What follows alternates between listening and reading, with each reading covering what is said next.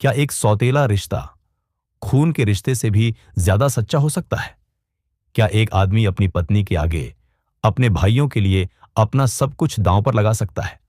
आज की कहानी आपको रिश्तों की उस सच्चाई से रूबरू कराएगी जहां त्याग और बलिदान की परिभाषा ही बदल गई। अगर यह कहानी आपके दिल को छू जाए तो इसे लाइक करना मत भूलिएगा, और हां, ऐसी ही बेहतरीन कहानियों के लिए अभी सब्सक्राइब करें। भोला महतो ने पहली पत्नी के मरने के बाद दूसरी सगाई की तो उसके बेटे रघु के लिए बुरे दिन आ गए। रघु उस समय केवल 10 वर्ष का था। जहां वह चैन से गुल्ली डंडा खेलता था, वहीं सौतेली मां पन्ना के आते ही उसे चक्की में जुतना पड़ा। पन्ना रूप और गर्व से भरी थी। रघु ही गोबर निकालता, बैलों को सानी देता और झूठे बर्तन मांजता। भोला की आंखें ऐसी फिरी कि उसे रघु में सिर्फ बुराइयां नजर आती थीं। रघु ने शिकायत करना छोड़ दिया, क्योंकि सबल की शिकायतें सब सुनते हैं, निर्बल की फरियाद भी कोई नहीं सुनता। रघु का हृदय मां की ओर से दिन दिन फटता गया।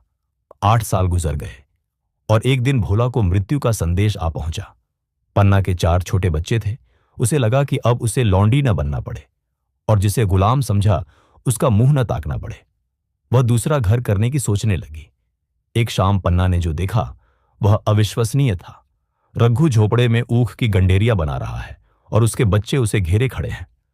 पन्ना, तुम सबके सब वहां क्या करते हो? घर में आओ, सांझ की बेला है। रघु विनम्र, मैं तो हूं ही काकी, डर किस बात का है? बच्चों ने बताया कि रघु दादा ने उनके लिए गाड़ियां बना दी हैं। पन्ना चकित थी। बाद में जब गाय खरीदने की बात आई तो रघु ने अपना सबसे बड्ढा त्याग किया। पन्ना, क्यों रघु, तुमने गिरधारी से कोई गाय मांगी है? रुपये किसके घर से आए नंगे? रघु, सब सोच लिया है काकी, मेरी ये मुहर नहीं है, इसके 25 रुपये मिल रहे हैं। पन्ना, मुहर क्यों बेचते हो? सूना सूना गला अच्छा न लगेगा। रघु, बच्चों के खाने पीने के यही दिन हैं काकी, इस उम्र में न खाया तो फिर क्या खाएंगे?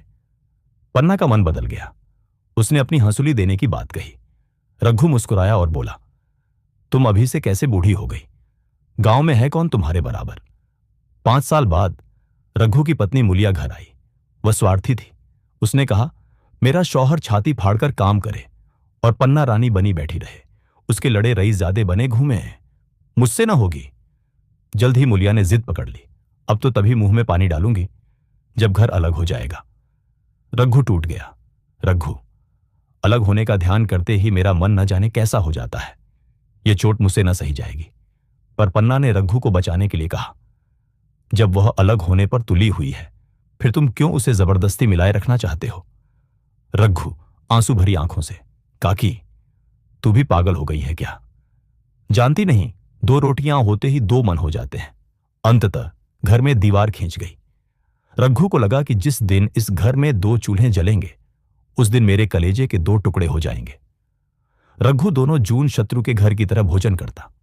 5 साल बाद रघु 30 साल की उम्र में ही बूढ़ा हो गया। वह दुर्बल और बीमार रहने लगा। रघु ने अंत समय केदार को बुलाया, पर केदार नहीं आया। कुछ दिन बाद रघु का टिमटिमाता हुआ जीवन दीपक बुझ गया। गांव में बात होने लगी कि ईश्वर ने कैसा तत्काल दंड दिया। मुलिया अकेली पड़ गई। रघु के मरने के बाद पन्ना ने बच्चों को गोद में लिया और मुलिया से कहा, अलग हो जाने से बच्चे तो नहीं अलग हो गए। पन्ना ने बताया कि केदार अब कितना पश्चाताप कर रहा है। केदार ने रोकर कहा था, अम्मा, भैया इसी अलग्योज के दुख से मर गए, नहीं अभी उनकी उम्र ही क्या थी। पन्ना ने मुलिया की ओर देखकर कहा, तुम्हें वह अलग न रहने देगा बहू। कहता है, भैया हमारे लिए मर गए तो हम भी उनके बाल बच्चों के लिए मर जाएंगे।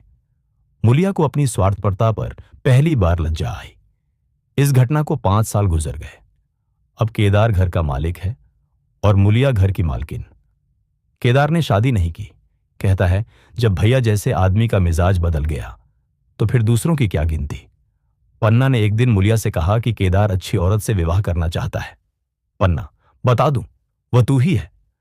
मुलिया शर्माकर, तुम तो अम्मा जी गाली देती हो। पन्ना, गाली कैसी, वह तुझी पर दांत लगाए बैठा है। वैधव्य के शोक से मुरझाया हुआ मुलिया का पीत वदन कमल की भांति अरुण हो उठा। रघु के त्याग ने परिवार को प्रेम की नींव पर फिर से जोड़ दिया। हमें उम्मीद है कि यह कहानी आपके दिल को छू गई होगी। कहानी को लाइक करें और इस चैनल को सब्सक्राइब करना ना भूलें। मिलते हैं अगली कहानी में। तब तक के लिए धन्यवाद।